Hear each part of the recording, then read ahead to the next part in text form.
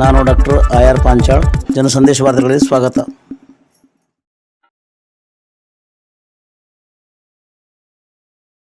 पौराणिक कथाओं के अनुसार एक बार दुर्वासा ऋषि के द्वारा देवराज इंद्र को मिले श्राप के कारण लक्ष्मी स्वर्ग लोक को छोड़कर अदृश्य हो गई। लक्ष्मी के चले जाने से इंद्र आदि देवता निर्बल और श्रीहीन हो गए। उनका सारा धन वैभव लुप्त हो गया। जब ये खबर दैत्यों को मिली तो उन्होंने स्वर्ग पर आक्रमण कर दिया और देवगण को पराजित कर स्वर्ग पर अपना कब्जा जमा लिया।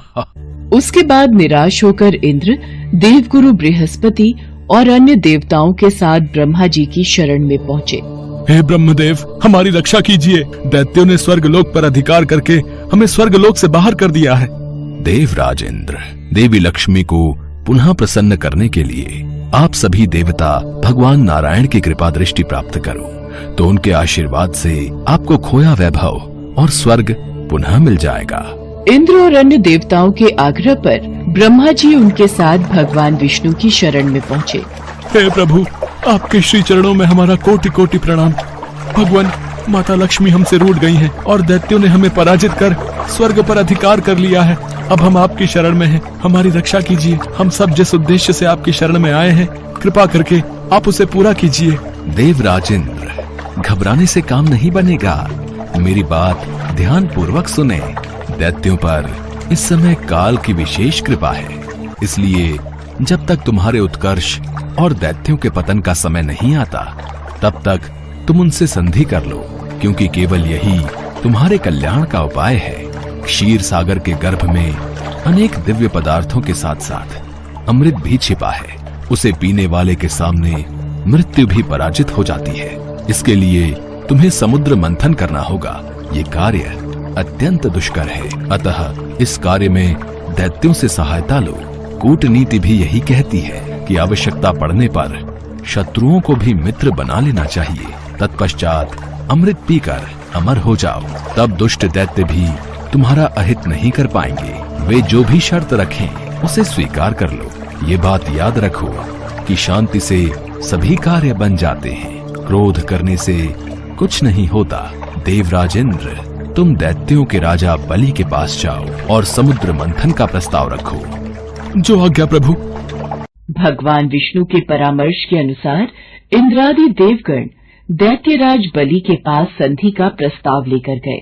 यदि मैं समुद्र मंथन में देवताओं की सहायता करूं, तो इसमें मेरा क्या लाभ होगा? समुद्र मंथन से देवता और दानव अमर हो जाएंगे, क्योंकि समुद्र मंथन से प्राप्त अमृत को पीने से हमें अमरता मिल जाएगी। यदि ऐसा है तो मैं समुद्र मंथन के लिए तैयार हूँ। समुद्र से अमृत प्राप्ति की बात सुनकर राजा बलि को लालच आ गया और उसने समुद्र मंथन में सहायता के लिए हामी भर दी। समुद्र मंथन के लिए समुद्र में मंदराचल पर्वत को स्थापित कर वासुकी नाग को रस्सी बनाया गया। तत्पश्चात भगवान विष्णु ने कूर्म अवतार में स्वयं कछुए का रूप धारण करके मंदराचल पर्वत को अपनी पीठ पर रखा, ताकि मथनी स्थिर रहे और समुद्र में डूब न जाए। देवता वासुकी नाग को मुख की ओर से पकड़ने लगे।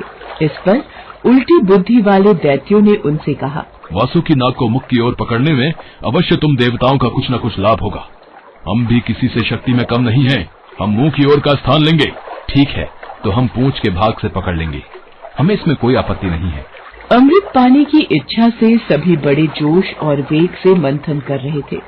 सहसा तभी समुद्र में से कालकूट नामक भयंकर विष निकला। ये सब क्या हो रहा है? समुद्र में से तो विष निकल रहा है। ऐसे तो हम सब मारे जाएंगे। भागो, ये विष है, भागो। हमें भगवान भोलेनाथ की शरण में जाना चाहिए। अब वही इस परेशानी का हल बता सकते हैं। महादेव, समुद्र मंथन से विश्व बह रहा है, जो पूरी पृथ्वी पर संकट फैला रहा है। प्रभु, कुछ कीजिए। आप सबको परेशान होने की कोई आवश्यकता नहीं है। मैं इस विष का पान करूंगा और उसे अपने कंठ में रोक लूंगा। सभी देवताओं की प्रार्थना पर महादेव समुद्र मंथन से निकले विष को हथेली पर रखकर पी गए, किंतु उसे कंठ से नीचे नहीं उतरने दिया। उस कालकूट विष के प्रभाव से शिव जी का कंठ नीला पड़ गया। इसीलिए महादेव जी को नीलकंठ भी कहते हैं। फिर से समुद्र मंथन प्रारंभ हुआ और इस बार दूसरा रथ कामधेनु गाय निकली जिसे ऋषियों ने रख लिया। फिर उच्चैश्रवा घोड़ा निकला जिसे दैत्यराज बलि ने रख लिया। उसके बाद ऐरावत हाथी निकला जिसे देवराज इंद्र ने रख लिया। ऐरावत के बाद कौस्तुभ मणि समुद्र से निकली, उसे विष्णु भगवान ने रख लिया। फिर लक्ष्मी जी निकली।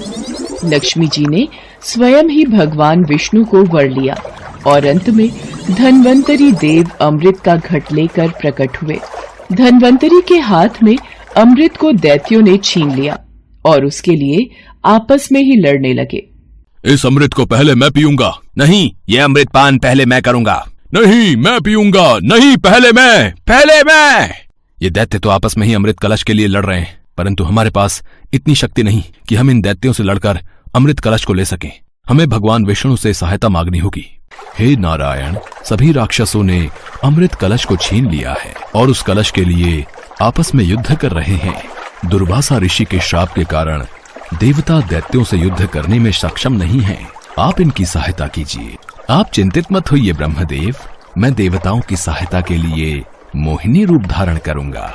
देखते ही देखते भगवान विष्णु ने मोहिनी नामक एक अति सुंदर युवती का रूप धारण कर लिया और दैत्यों के पास पहुंच गए। आओ शुभगे, तुम्हारा स्वागत है। हमें अपने सुंदर कर कमलों से ये अमृत पान कराओ।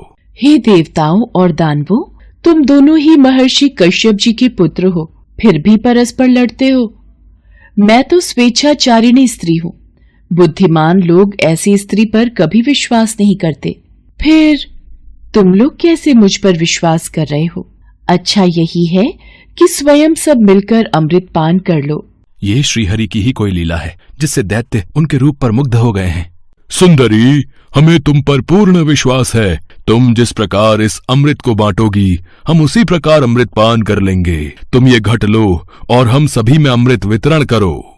यदि आप इतना आग्रह कर ही रहे हैं तो ठीक है, आप सभी दैत्य और देवता अलग अलग पंक्तियों में बैठ जाइए। मैं सभी को बराबर मात्रा में अमृत पान करा देती हूँ। जैसी तुम्हारी इच्छा सुंदरी, हमें कोई आपत्ति नहीं है। मोहिनी रूप में भगवान विष्णु दैत्यों को अपने रूप और सौंदर्य से मदहोश करते हुए देवताओं को अमृत पान कराने लगे। दैत्य उनके कटाक्ष से ऐसे मदहोश हुए कि अमृत पीना ही भूल गए। भगवान विष्णु की इस चाल को राहु नामक दैत्य समझ गया। मुझे ऐसा क्यों लग रहा है, ये जरूर विष्णु की कोई चाल है, परंतु सभी दैत्य अभी मोहिनी रूप में मदहोश हैं। वो मेरी बातों पर कतई विश्वास नहीं करेंगे, इसलिए मैं देवता का रूप बनाकर देवताओं की पंक्ति में ही बैठ जाता हूँ। ये तो राहु दैत्य है। हाँ, ये रूप बदलकर देवताओं की पंक्ति में बैठ गया। चंद्रमा और सूर्य की बातों को सुनकर भगवान विष्णु क्रोधित हो गए। उन्होंने तत्काल अपने सुदर्शन चक्र से राहु का सिर गर्दन से अलग कर दिया। अमृत के प्रभाव से उसके सिर और धड़ राहु और केतु नाम के दो ग्रह बनकर अंतरिक्ष में स्थापित हो गए। इस तरह देवताओं को अमृत पिलाकर भगवान विष्णु वहां से लोप हो गए। उनके लोप होते ही दैत्यों की मदहोशी समाप्त हो गई। वे अत्यंत क्रोधित हो देवताओं पर प्रहार करने लगे। इस बार सभी देवता अपनी शक्ति वापस पा चुके थे, अतः उन्होंने दैत्यों को परास्त कर अपना इंद्रलोक वापस प्राप्त कर लिया।